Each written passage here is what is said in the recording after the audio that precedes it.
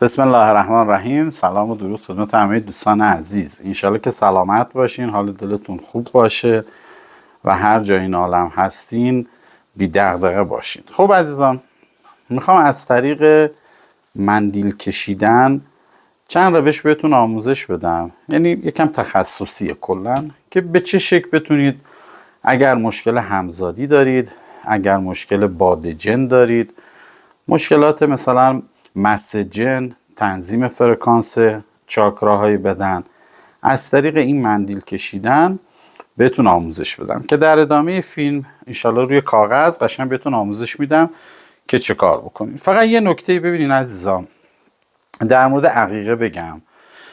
ببینید دوستان عزیز، خب ما تجربیات خیلی از عزیزان رو گذاشتیم و همچنان هم هست، اصلا خیلی تجربیات خاصتری هست که اگر تا الان نگذاشتن فقط بحث این بوده که کیفیت صداشون خوب نبوده و ما با صدا کار داریم. خب یعنی تصویر که خودتون همه میبینین، تصویر کلا نمیذاریم. اون کیفیت صدای خیلی مهمه که خیلی از دوستان فرستادن تجربیاتشونو، یا کیفیت صدا خوب نیست یا اینکه طرف مثلا اومده 50 تا وایس داده. خب ببینید عزیزان، 50 تا وایس یک ساعته، 45 دقیقه‌ای، وایس نمیدونم 35 دقیقه‌ای، 50 تا وایس، یعنی من باید یه روز کامل همه زندگی بزنم، وقت بزنم فقط این وایس ها رو گوش بدم. و جالب اینه که مثلا مالی یه نفرشون هم گوش دادم کامل، آخر سر مثلا اومده گفته اصلا اینا رو تو یوتیوب نذارین، فقط میخوام بدونم نظرتون چیه. دوستان ببینین، خلاصه یعنی اون اصل ماجرا رو خلاصه تو 20 دقیقه الی نیم ساعت خلاصه وار بگین. مثلا خوابایی رو دیدید که خاصه، اونا رو تعریف کنید. اگر دعایی گرفتین اون دعاتون رو بگید. اگر مثلا دعایی گرفتین رفتین جای چال کردین، سوزوندین، اون سبک دعایی که انجام دادین رو بگید. اگر موجودی رو دیدید خب تعریف بکنین این شکلی بوده، این چیزا رو تعریف بکنیم. تجربیاتتون رو بگین که دیگران بتونن استفاده کنن. خب این که یه سری مسائل رو خیلی با حوصله تعریف بکنین و 50 تا وایس یک ساعته، واقعا من نمیرسم گوش بدم اینو و خیلی زمان ازم میگیره و بعدش هم حالا ناراحت میشیم، حالا یه حرفایی رو میزنید خیالتون یعنی این همین الان من دارم میگم در کل وایس های این شکلی رو اصلا گوش نمیدم. خب اگر واقعا طرف مشکل داشته باشه تو نیم ساعت میتونه همشو بگه، نیازی نیست 50 تا وایس یک ساعته. خب این از این. و کیفیت صدا رو سعی کنیم خیلی تا اونجا که میتونیم بالا ببرید. خدا شاده من اینقدر تو برنامه ادیتش اینقدر کیفیت صدا رو میبرم بالا خراب میشه. میدونین شما سعی کنین یکم محیط که ساکت باشه صداتون با کیفیت تر میفته. این یه موضوع. بعد در مورد عقیقه، ببینین عقیقه پاکسازی، خب ما خیلی کلیپ در مورد اصلا خود عقیقه ساختیم، تو همین کانال هست، صحبت کردیم. بازی که یه در دوستان میان مثلا میپرسن عقیقه چجوره، احکامش چطوره، فلانه. خب هست دیگه، میتونید برین نگاه بکنید. ببینین کسی که جن عاشق داره این باید یه دونه عقیقه بزنه، یه عقیقه پاکسازی باید بزنه. جن عاشق، اگر جن عاشق داره و رفته دعا زیاد گرفته، ببین خودش رفته گرفته نه دیگران براش گرفتن، خودش زیاد رفته پیش دعا نویس، این 2 تا عقیقه میخواد. این از این. متوجه شدیم؟ اگه جن عاشق نداره فقط زیاد رفته دعا گرفته، خب یه دونه عقیقه باید بزنه دیگه. حالا چه براش گرفتن، چه براش خودش رفته گرفته، چه براش گرفتن، پاکسازی میشه. و نکته مهم ماجرا اینجاست. ببینید عزیزان، رزق و روزی دست خداونده. خب و کسی که اصطلاحاً زیاد رفته دنبال دعا و دعا نویسی و احضار جن و این داستانا، بله این رزق و روزیش قاعدتاً و مسلماً باید ضعیف بشه یا بسته بشه، یه چیز طبیعیه. خب ولی نمیتونیم بگیم طرف اگر یه گوسفند عقیقه بزنه رزقش فردا همه چیش خوب میشه، یعنی با قاطعیت نمیشه اینو گفت. چرا؟ چون شخص کارما داره. این نکته خیلی مهمیه و به خاطر همین من اگر شخصی چون قبلا سرم اومده. خب اگر شخصی اسم رزق و روزی رو بیاره من اصلا براش عقیقه انجام نمیدم. خودش بره برای خودش یه گوسفند تهیه کنه عقیقه بزنه. این که بخواد مسئولیتش رو بندازه گردن من این کارو نمیکنم. این واقعیت. اشخاص زیادی بودن در گذشته، طرف بوده که مثلا من هم فیلماشو دارم هم عکساشو دارم مال قبلا، طرف بوده که اصلا جنا بلایی سرش آورده بودن، یعنی یه فیلمی رو اگه نشونتون بدم واقعا وحشت میکنید. خیلی اصلا شب نمیخوابن، جنه میاد تو بدن طرف یه صحبتایی میکنه. خب ایشون مثلا 2 سال پیش بود فکر کنم براش عقیقه انجام دادیم، حالش خوب شد دیگه، اون جن تو بدنش نیومد. بعد این چلش که گذشت خوب شد دیگه، نه جنی دید نه کابوسی دید نه اون اذیت و آزارا. خب هیچ تموم شد، حالش خوب شد. بعد اومد بهونه اینو رو ما گرفت که آقا چرا من رزقم اینطوره، رزقم اونجوره، نه فلانه، چرا رزقم باز نمیشه. پس به خاطر همین من هر کسی حرف رزقو بزنه براش کاری انجام نمیدم. این یه مورد، خودش بره برای خودش حقیقه بزنه. ولی باز میگم بی تأثیر نیست. بله دیگه کسی که زیاد رفته دعا گرفته 100% نحسی روش میفته، 100% رزقش بسته میشه.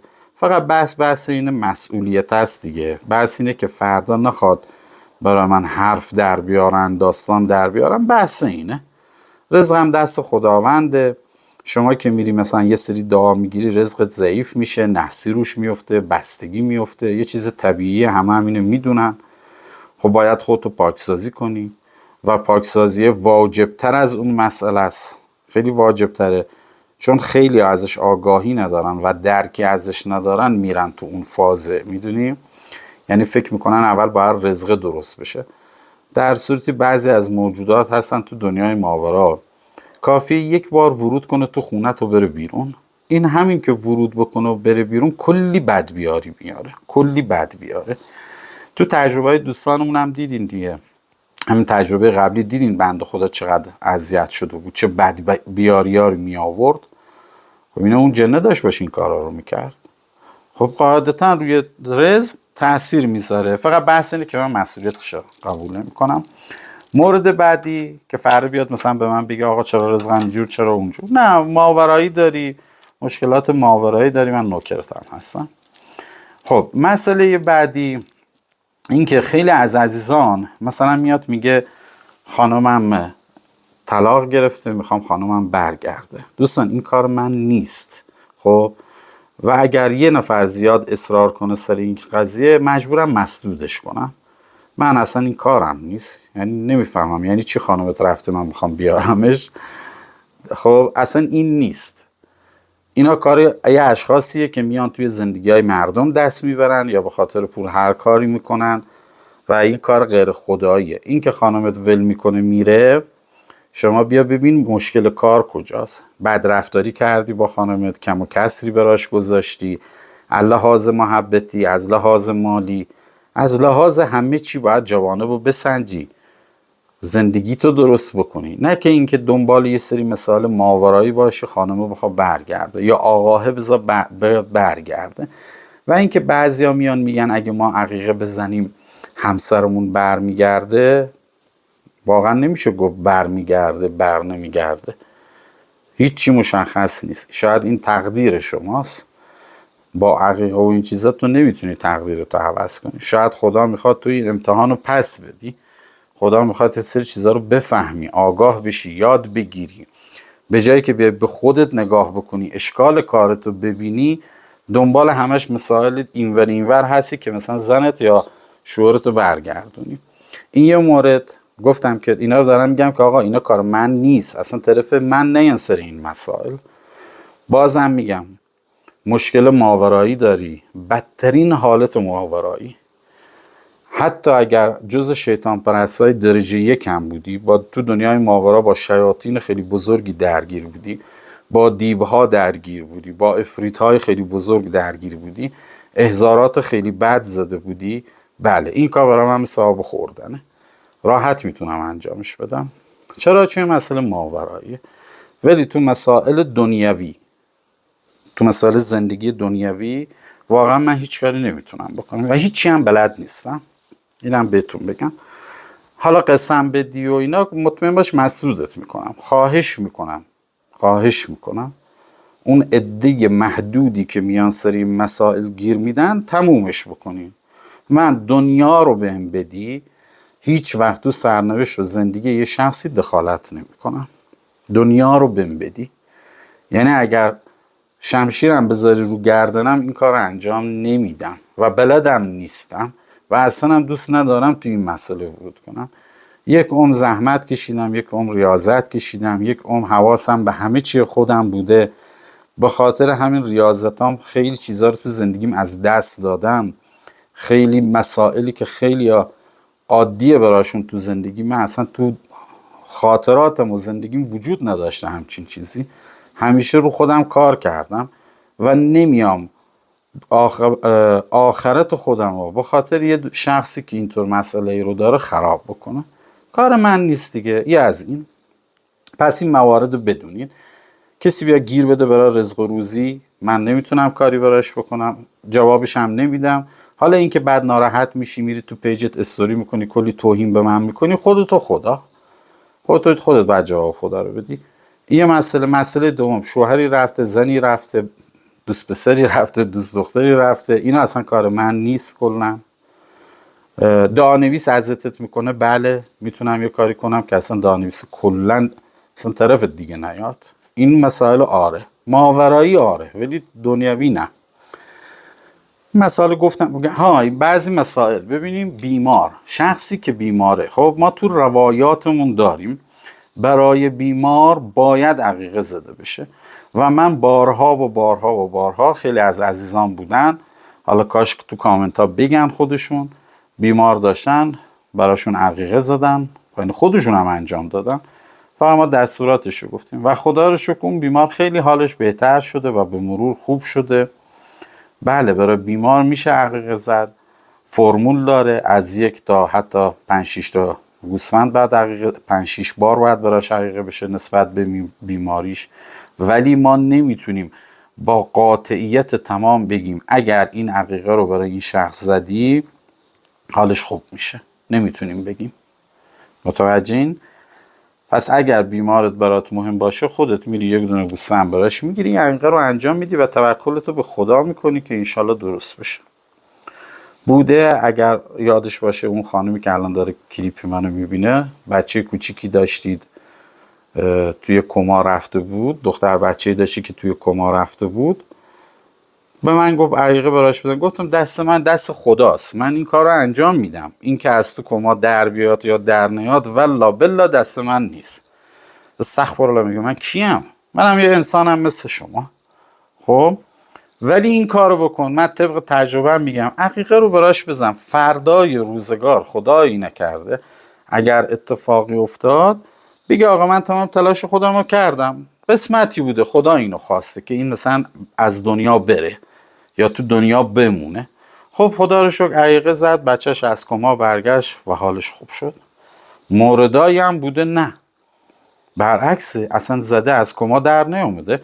پس این موضوع چون خیلیا تو این چند روزه خیلیا کامنت گذاشتن در مورد این مسئله پرسیدن. ببینین باز میگم بیماری ها و کما اینا، ببین همه چی عالم دست خداست. خب و با قاطعیت من به هیچ کس نمیتونم بگم آقا اگر این گوسفنده بزنی سرطان مثلا فلانی درست میشه، نمیتونم بگم، اصلا قاطعیتی وجود نداره، حتی 1% نمیتونم بگم.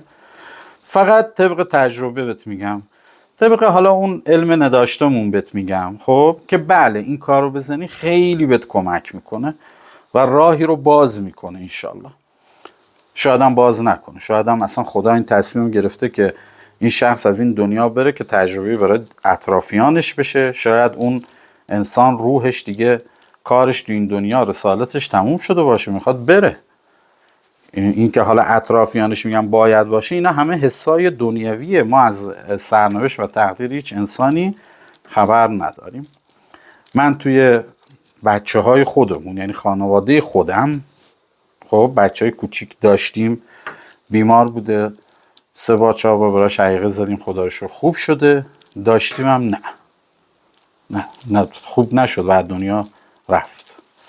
یعنی تا این حد دارم میگم، کسی که از خون منه، خب اینم هست، همه چی دست خداونده. پس گیر بهم ندین و بخوای بگی آقا من بچم خوب بشه، نه من نمیتونم واقعا. اینا رو دارم میگم بدونین دوستان عزیز، همه چی دست خداه. به هر حال باز میگم اگر بیماری داری و بیمارت برات مهمه، مبحثی که توی روایات ما هست، مبحثی که بزرگان علم مسئله دین ما و علم ما گفتن و تجربیاتی که خودم دارم، خب بله برای بیمار باید عقیقه بزنیم و خیلی خوبه. عقیقه با قربانی فرق میکنه دوستان. ما عقیقه پاکسازی هم، عقیقه پاکسازی یه سبک خاصیه که با حالا عقیقه معمولی هم یکم فرق داره، یه کوچولو تخصصی تره. عقیقه با قربانی فرق داره. شما اگر شاید 10 تا گوسفند رو برای یه مسئله قربانی بکنی، برابری کنه با یه دونه عقیقه، اینقدر عقیقه فرق میکنه. برین در موردش مطالعه کنین، ببینین پیامبر ما، امام ما اصلا چی گفتن در مورد عقیقه. خب بریم این مندیل رو بهتون آموزش بدم، خیلی طولانی شد. فقط خواستم بگم دوستان عزیز، مسائل دنیوی اصلا کار من نیست، بلد نیستم، نمیتونم. خواهشاً قسم ندین، قسمای بد ندین. والله به خدا قسم، وقتی میای به من میگی تو رو استغفرالله، میای قسم میدی میگی به ناموس حضرت زهرا، واقعا نمیفهمی داری چی میگی. خب شاید من 24 ساعت حالم خراب بشی، حال خرابی بهم دست میده که انشالله هیچ وقت اونجوری نشی. پس نه یا از این قصه ما به من بده اینطوری قسم خیلی سنگین، قسم ما خیلی سنگینه، میگه قسم خیلی سنگین میدی که مثلا زنت رفته برش گرد. من نمیتونم، اصلا کار من نیست، من این چیز اصلا بلد نیستم. این قسم هم که میدی خیلی بده، نکنین تو رو خدا این کارا. یا اینکه مثلا برشکست شدی، خب من باید چه کار کنم که پولی که ازت رفته برگرده؟ من اصلا بلد نیستم این چیزها رو. من دارم میگم آقا مباحث ماورایی تا تهش و شیاطین، بله برات جوری میزنمش که پس کنی، ولی اینکه برشکست شدی نمیتونم برات کاری کنم، واقعا نمیتونم کاری کنم. ببین صادقانه دارم میگم. حالا اینکه بیای قسمم بدی بعد توجه نمیکنم دیگه، 10 بار بهت میگم من نمیتونم، بعد شروع میکنید بعضیا توهین میکنن، توهینای خیلی زشت میکنن. خب این همین کسی که به راحتی توهین میکنه یا به این راحتی قضاوت میکنه یه نفر رو، خب همینه دیگه، همین یکی از اشکالاتیه که تو زندگیش به بنبست میخوره. و اینکه کارخونت رو ازت بردن، خب مثلا کارخونت ازت رفته، حالا من چطوری باید کارخونه تو رو برگردونم؟ مرد حسابی 1 سال با ما گیر دادی، 1 سال هم بهت میگیم نه، 1 سال هم داری قسم میدی. این که میای وعده میدی من اینقدر پول بدیدم، ابین خدا رو 1000 مرتبه شکر من نیاز مالی ندارم. خب یه آدم ثروتمندی هم نیستم که فکر بکنید، نیاز مالی ندارم. من اون آرامشم برام خیلی مهمه و اینکه فردا پیش خدا سرم پایین نباشه خیلی برام مهمه. و اینکه بیام به چی بگم؟ بیام بگم آره من میتونم برای تو کارخونه تو برگردونم؟ نه بابا، چه این قدم اصرار اصرار اصرار اصرار، خب برای چیه؟ نکنین. واقعا من نمیتونم کسی کارخونهش رفته باشه بخوام کارخونه رو برگردونم، نه. و همین دلایل بود که باعث شد من یه مدت خیلی طولانی کسی رو پاکسازی نمیکردم. همش همین داستان هاست دیگه، خدا شاده. بده خیلی بده. یعنی چی روزی 30 تا 40 تا 50 تا کامنت داری دوست پسرت رفته، دوست دخترت رفته؟ بابا یکم به زندگیتون بهتر نگاه کنین، فکر عاقبتتون باشین. دنیا داره رو به سختی‌های بد میره، خیلی سخت‌تر از اون چیزی میشه که تو اصلا مغز یه انسان بتونه گنجایش پیدا بکنه. فکر عاقبتتون باشین. جوونی 25 سالته، انواع و اقسام قسم میدی که دوست دخترت برگرده. آقا اصلا شاید تو سرنوشت تو نیست، تو زندگیت نیست، فکر عاقبتت باش. یه چی میدونم دوست دخترت بوده، تموم شده رفته دیگه، او رفته دنبال زندگیت، شو هم برو دنبال زندگیت. یعنی چی میرین این کارهای میکنید؟ ما هم بهتون میگیم نه نمیشه آقا، اصلا نیست همچین چیزی. بعد میرین جادو میگیرین، سحر میگیرین، هم دختره رو بدبخت میکنی هم خودتو بدبخت میکنی. به جای این کارا چی میدم؟ بیا برو آموزشگاه فن حرفه 2 تا حرفه یاد بگیر.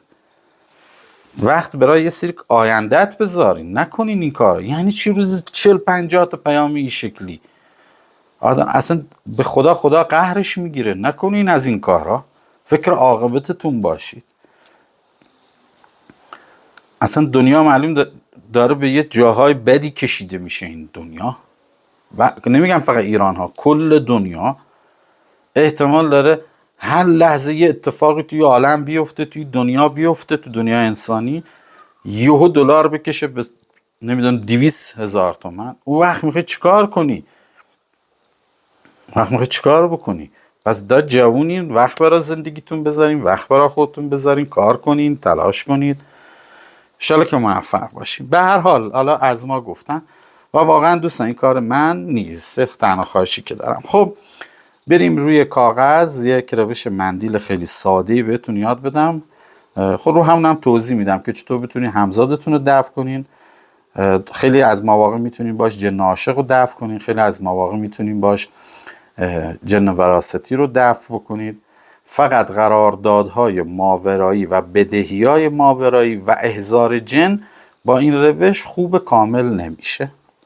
یعنی کسی که رفته احضار جن زده با این روش کاملا خوب نمیشه، چون احضار جن جز قراردادهای ماورایی اون فرق میکنه.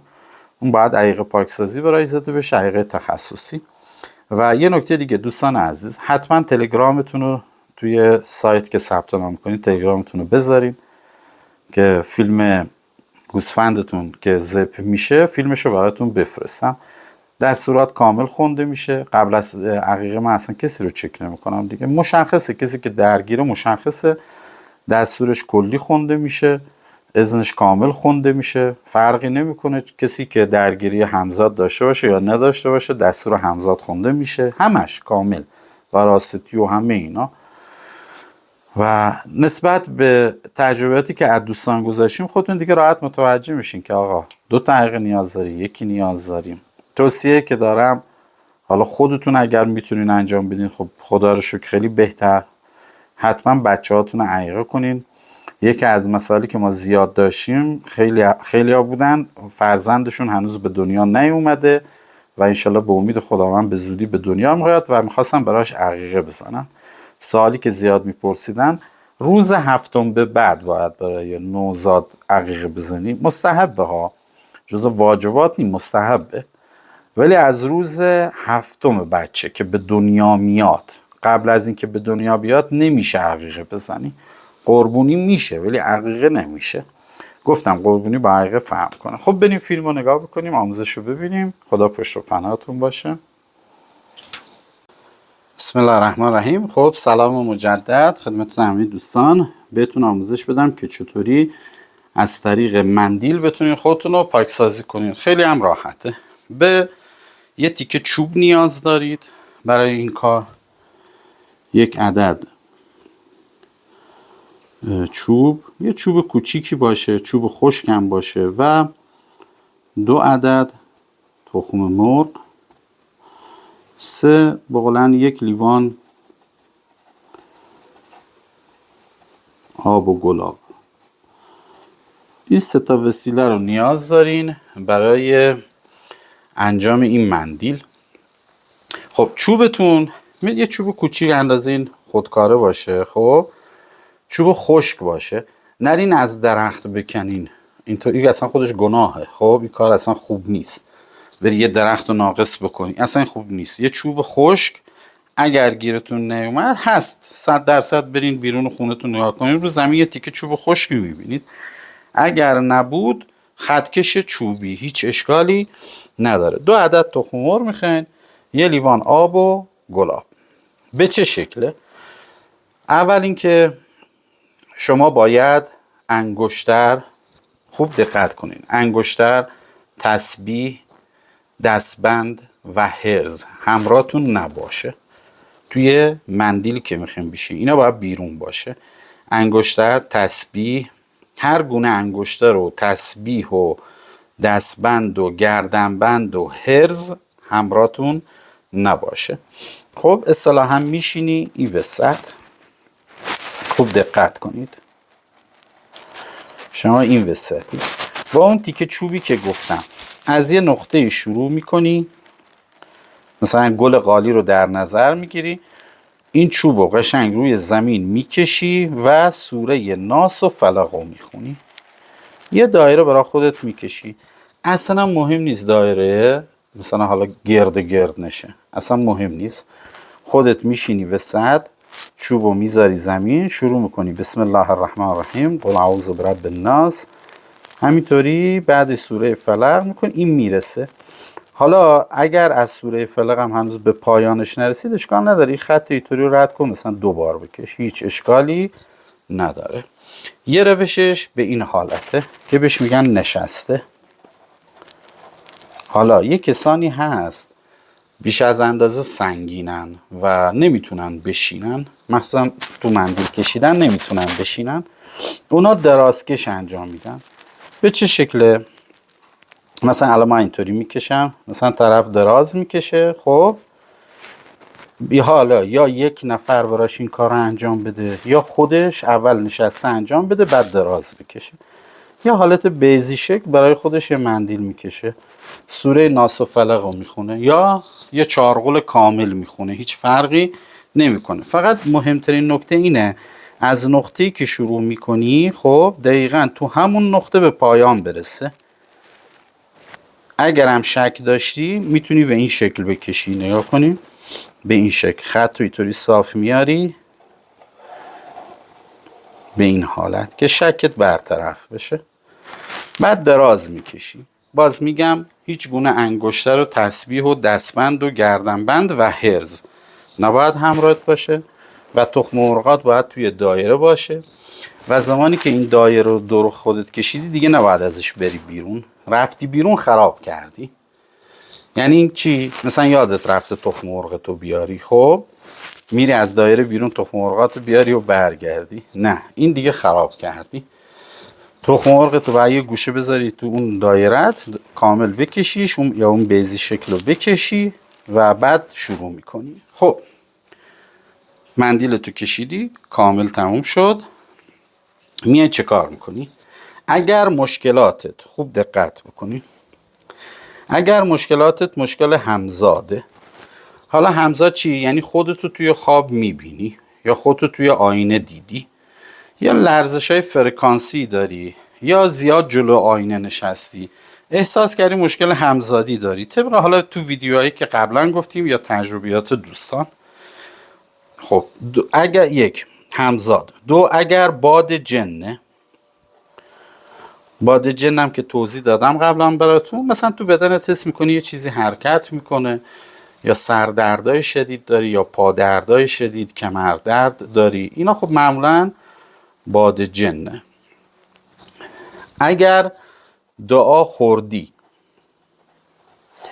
خود خوردنی یعنی چی؟ یعنی خودت رفتی پیش یه دعانویس، معمولا میرن مثلا یه لوح طلسم میدن، لوح فلزی، میگن بزن تو آب بخور، یا این روی کاغذ مینویسن میگن بزن تو آب بخور. قرآن رو نمیگم ها، قرآن رو بله میشه با زعفرون نوشت زد تو آب خورد، ولی اگر اعداد داخلش باشه یا اسم اجنه توش باشه این دیگه طلسمه. خب نه این که کسی به دعای خوردنی داده باشه، ولی اگه مطمئنی دعای خوردنی کسی به داده خب هیچ میشه. این 3 تا مورد، اینم دوش. حالا دو چیه؟ جن عاشق، خوابای جنسی میبینی، ما میگیم آقا جن عاشق داره یا حالا یا جن فاسد، فرقی نمیکنه. مثلا خواب جنسی می نویسم که بهتر بدونی. مثلا جن وراثتی، از بچگی درگیر بودی تو ماورا، موجوداتی رو میدیدی، یا اینکه خوابی رو، خواب خونه‌ای که توش بزرگ شدی رو زیاد میبینی. خب مورد بعدی 3، دعای دفنی و دعای سوزوندنی. خب اگر هر کدوم از این 3 موارد دارین باید چه کار کنید؟ بعد از اینکه مندیل رو کشید، به این دایره میگن مندیل یا این بیضیه. خب این مندیل پاکسازی اسمشه، مندیل پاکسازی. اگر این 3 مورد دارید، دست راست، این چپ، روی دست راستت قبل از اینکه مندیل رو کشیدی، قبل از اینکه بخوایم کاری رو شروع کنیم، با اون دست انگشت دست چپت کف دست راستت اینجوری مینویسی یا اینطور نکنین یا نور. متوجه شدین؟ کف دست راست یا نور، کف دست چپ یا قدوس. اگر به نیت این 3 مورد میخوای مندیل پاکسازی بکشی، کف دست چپ هم مینویسی یا قدوس به این شکل با انگشتت، با چیز دیگه نمینویسی، باید حتما با انگشتت باشه. اگر این موردا باشه، جن عاشق و جن وراستی و اینا، کف دست راستت مینویسی یا علی، کف دست چپ مینویسی یا ذوالفقار.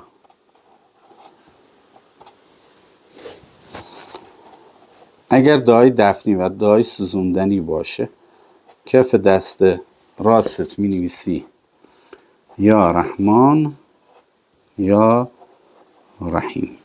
این 3 تا مورد. حالا اگر همه موارد رو داشتی، همون یا نور و یا قدوس مینویسی. یعنی هر 3 مورد رو داشتی، فقط یا نور و یا قدوس مینویسی.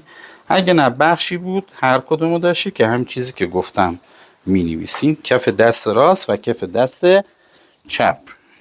یکی از نکات مهمشه، رعایت بشه حتما.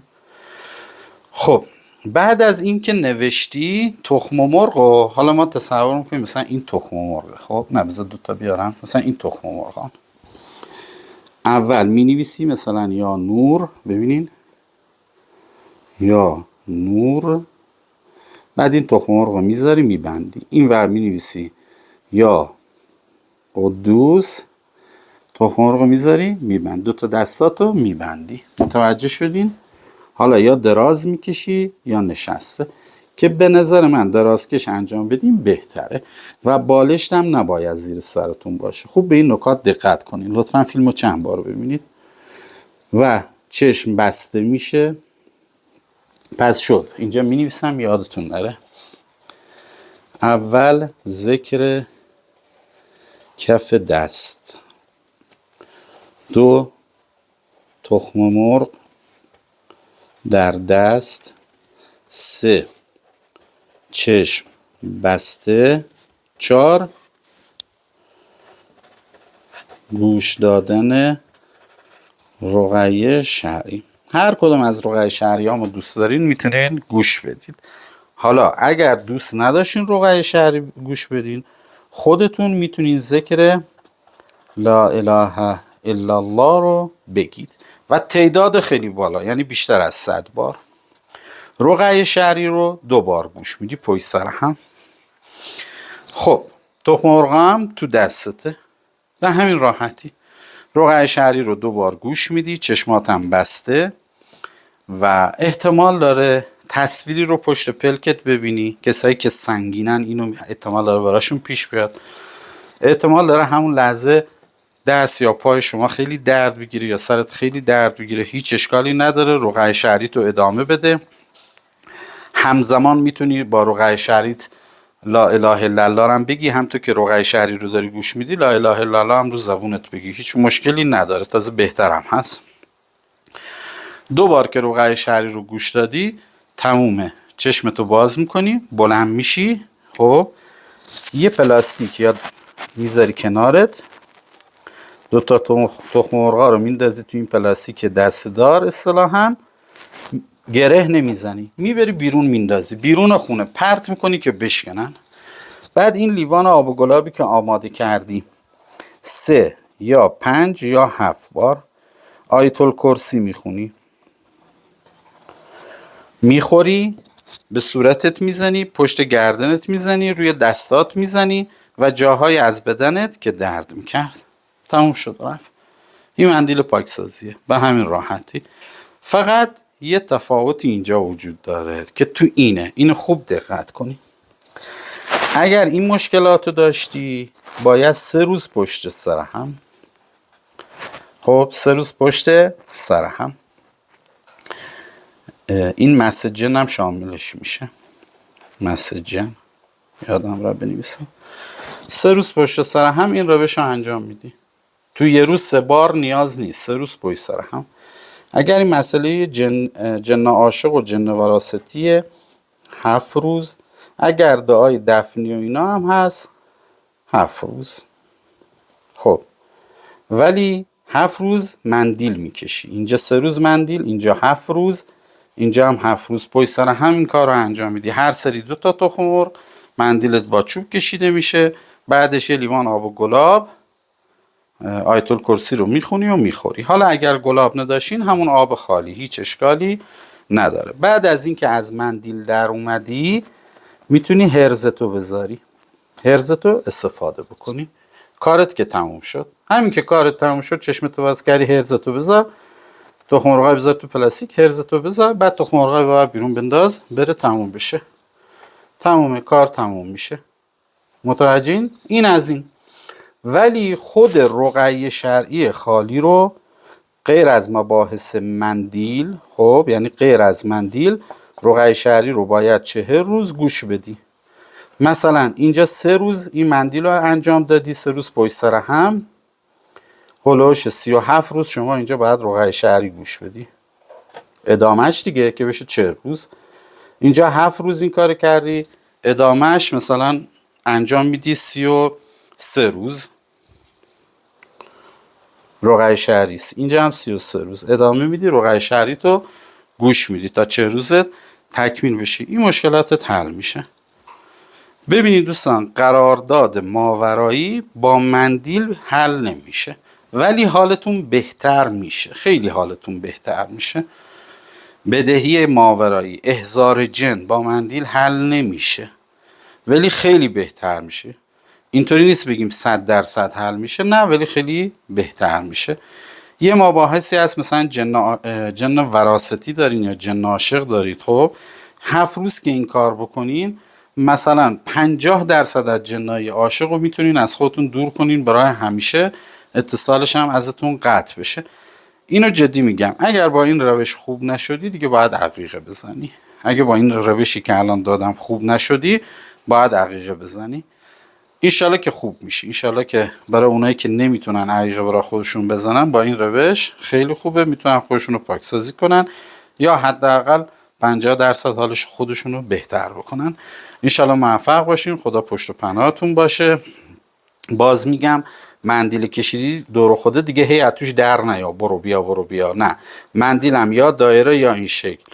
مندیل ستاره و فلان و اینا اذن من نیست و این مندیل فقط برای پاکسازیه و اشخاصی که این روشو به شخص یاد میدن و ازش پول میگیرن من راضی نیستم. چون پیش اومده طرف اومده آموزشی رو که من انصراف نامه رو آموزش دادم، اومده انصراف نامه رو به یه نفر که منو نمیشناخته یاد داده و بابتش از اون شخص 10 میلیون پول گرفته. باورتون میشه؟ متاسفانه. طرف مثلا اومدیم آموزش پاکسازی 21 روزه رو دادیم، رفته به یه نفر یاد داده 3 میلیون پول ازش گرفته. من راضی نیستم و این پول حلال نیست.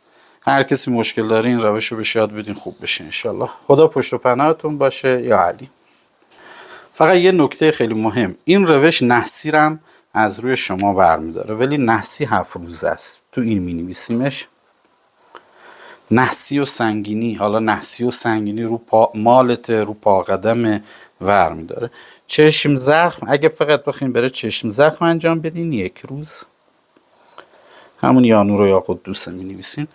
اگه چشم روتون افتاده 1 بار این مندیل رو بکش، 2 تا تخم مرغ بگی دست کف دست راست یا نور، کف دست چپ یا قدوس، 2 بار رقیه شرعی گوش کن، تخم مرغ رو بنداز، چشم زخم رو برداشته میشه. و برای چشم زخم اینجا بنویسم یادتون نره، چشم زخم. و برای چشم زخم نیاز نیست دیگه 4 روز رقیه شهری گوش بدین، همون یک بار مندیل بکشین بزرگترین چشم زخم هم ور میداره. خدا پشت و پناهتون باشه، همیشه شاد سلامت باشین. یا علی.